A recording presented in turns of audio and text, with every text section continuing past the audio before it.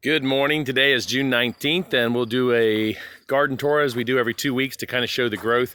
Starting outside the garden today, this year we went with some sunflowers, some large sunflower seed heads. We're going to actually dry them and eat them this year. So as you can see, they're coming up pretty good. They're right in front of our blueberry bushes here. It'll be nice to have these here simply because we can tie them off to the fence if they get too big. So heading into the garden, give you a quick overview. You can see our tomatoes there, and in the background, our beans and corn. We'll walk through it here.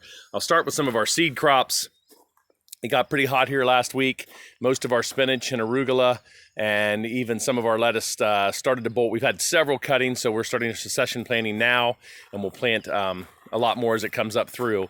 Do that all summer. Sometimes it succeeds. Sometimes if it gets too hot, we have a little trouble with things like the spinach.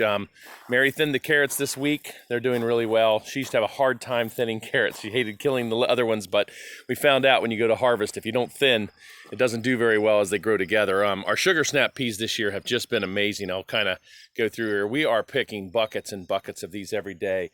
They've done really, really well. Like I said, especially for having a little hot spell. I want to show you one thing here. Our radishes are about done. We pick these and continually seed them, but we allow some of these to go to seed. As you can see, the flower heads here. These radish plants are actually a great protector of the rest of the garden. We use them as a sacrificial plant. If we do have bugs, if we do have things that are coming in, they'll attack these before anything else. And then in the back there, you can see our potato crates are growing like crazy. They're filled to the top. We'll allow these to go until they brown off later, and then we just pick those crates up and harvest. They've actually even kind of grown through the crates. Our sweet potato crates are just now getting started. You can see them starting to grow in there. By the end of the summer, you won't even be able to see this. We have marigolds planted throughout in baskets, in hanging baskets. It's just a great way to help repel bugs. We keep a little bit of herbs up here, some dill, oregano, thyme, basil, and even some chives. Our upper part of our garden, this is our pumpkin plants. We will be hosting a big Thanksgiving here this year, so we're growing a lot of pie pumpkins. We're going to try them in our raised rows this year. And then you'll see our cabbage, which looks really healthy this year. We've had some issues with bugs before with our cabbage. We've tried netting, we've tried everything, but what we found to be really effective when we do see a little bit is we'll use some food grade DE. It's totally organic, keeps them off of our leaves, keeps slugs and everything else from eating them. So there we have our purple green beans and our green bush lake green beans off to a really good start. The purple green beans, I'll take you back here. You can see all the buds starting to form on those. Yeah, we have a little, you can see there, a little bit of bug damage, but nothing severe in the garden. We kind of allow things to go. That's why we don't like to spray. Here's our zucchini taking off. We're going to be loaded with zucchini here in a few weeks.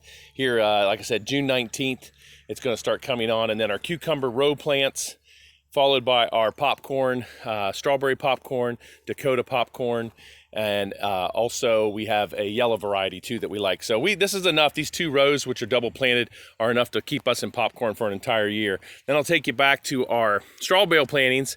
The zucchini is on the right. These were grown from seed and have really come on in the last few weeks. And then our cucumbers, which we are starting to have, I'll kind of lift up here. You can start to see our first one starting to form. The straw bales have just been a great way to grow extra cucumbers. We'll let them grow up this trellis, and in a few weeks it'll be covered. So we'll head down to the rest of the garden and kind of show you. The new fence has made a big difference. We still got to put some gates up, but just in opening things up. Here's our garlic crop.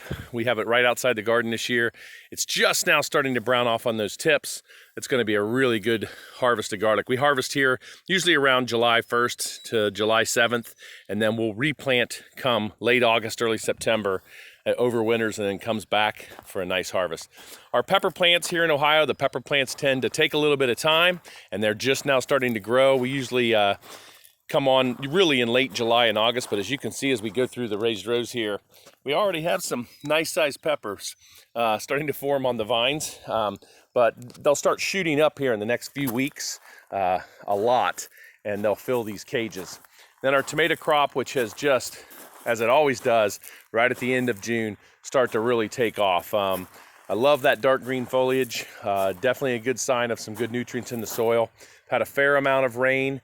We just had a rain here yesterday that really took these off. We just applied our last compost tea to them, I believe 2 days ago, and then we'll start backing off on any fertilizing of our tomatoes.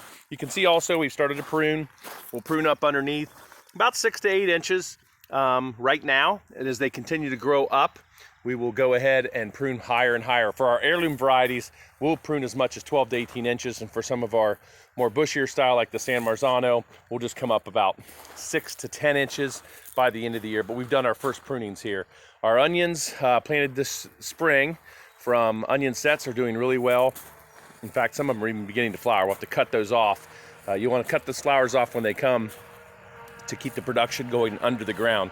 Our turnips and our beets are just now starting to come through too. Here's our final 2 beds that we converted this year to actually perennial beds. One of them is our Everbearing Strawberry. We have a June-bearing strawberry, but these are just to have throughout the course of the year. As you can see, for first-year plants, they're doing really, really well. We have quite a few blooms and even some small strawberries starting to appear. So we just thought that would be a nice addition to the garden. And then in addition to that, an asparagus bed of New Jersey Giants.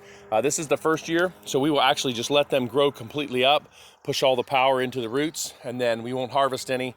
And then next year we'll get to harvest some, and then hopefully in the years to come, that'll be a nice little area. So there's a look at our garden, June 19th, 2020, off to a good start.